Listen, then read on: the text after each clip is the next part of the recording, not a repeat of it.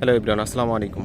দেখেন, নদী এখন পুরোটাই নিউট্রাল আছে, কাঁড়াল কুড়াল কিছু নাই, হয়তো বা স্রোতের কিছু নেই। কিছুদিনের মধ্যে হয়তো বা আপনি যখন পানি বাড়া শুরু করবে তখন হয়তো বা নদীর অবস্থা খুবই ভয়াবহ হবে। দেখেন, এখনই যে অবস্থা ভাঙতেছে উনসিজেরই পানি নামার কারণে এরা ব্লক বানাইতেছে না, কিন্তু যা মানে ব্লকগুলো বানাইছে তাও কোনো সর্বোচ্চ সতর্কতার সাথে বানায় নেই, বস্তা ফালায় কাজ করে নেই। দেখেন কী অবস্থা করছে, মানে ভাঙতেছে কী পরিমাণ। মানে পানি বাড়ার আগেই অবস্থা এরকম, আর যদি নদীর স্রোত যখন বাড়বে তখন অবস্থা কী হবে আমাদের এলাকায় একমাত্র আল্লাহই ভালো জানে। এরপর দেখেন এই যে এলাকাটা, দেখেন এই যে এখানটা দেখেন কী অবস্থা করছে, বুঝছেন?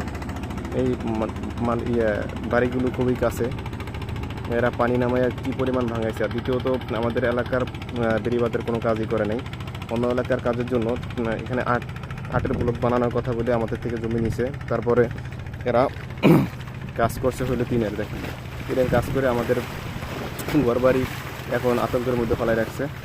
আর কোম্পানি এখন বলতেছে বলতেছে যে ব্লক এখানেই পড়বে। আসলে ব্লক আমাদের এই জায়গায় পড়বে না, কারণ এরা কাজ করছে টিনের, আর আটের ব্লক এরা বানায়নি। তো আমাদের বলছে যে আটের ব্লক বানাইবে, কিন্তু কাজের কোনো কিছুই হয় নাই, যে কারণে আমাদের আর দ্বিতীয়ত এরা বস্তা ফালানোর কথা বললে বস্তাও ফালায় না। বস্তা যদি ফালাইতো তো হয়তো বা আমাদের এই ঝুঁকিতে পড়তে হইতো না। দেখেন কতগুলো বাড়ি একসাথে, দেখেন যদি মনে করেন এই পানিগুলো কোনো রকম বাড়ে, তাইলে মনে করেন এই ঘর বাড়ি একটাও থাকবে না, আর আমাদের এলাকাও হয়তো বা থাকবে না। তো সবাই একটু ভিডিওটা শেয়ার করে দিবেন, আর পাশে আর আমার চ্যানেলটা সাবস্ক্রাইব করে দিবেন, যেন আমি সবাই লাইক শেয়ার করবেন, আর ভিডিওটা সর্বোচ্চ শেয়ার করার চেষ্টা করবেন। তো আমরা সর্বশেষ বলবো যে আমরা অনেক পরিমাণ ঝুঁকিতে আছি, যা হয়তো বা সামনে কী হবে জানি না।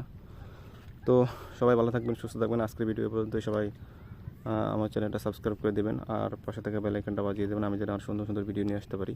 আজকের ভিডিও পর্যন্ত, আল্লাহ হাফেজ।